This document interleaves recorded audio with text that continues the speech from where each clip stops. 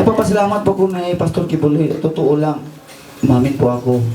Ang dami kong kasalanan talaga sa Panginoong Diyos. Noong una, talaga marami.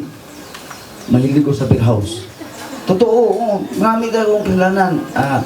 Umiinom ako, magdamag mag-inom yan. Yung asawa ko, lagi may magtalo dahil pag uwi ko sa bahay, yun, nasinggiro ko. Tapos, pag sabi ko magbago kaya ako. Pero, talagang nagsisisi talaga ako nga sa Panginoong Diyos na si Ama. Gusto talaga ako magsisisi dahil marami akong mga kasalanan na gusto ko baguhin yung sarili ko na sumusunod na ako sa apak ng ating Ama.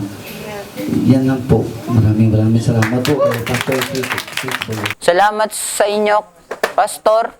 Hindi po dahil sa inyo, hindi ko po sana na maintindihan dapat kung wala po kayo, edi sana po wala po ako dito.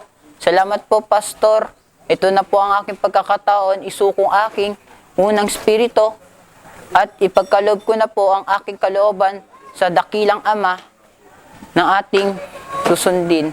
Pastor, nagpapasalamat po ako sa inyo dahil binigyan niyo po ng kaliwanagan yung isip ko tungkol sa pagsisisi at pagkaligtasan po, Ama. Nagpapasalamat po ako sa inyo, Pastor, dahil hindi dahil sa iyo ay wala din po ako dito sa inyo.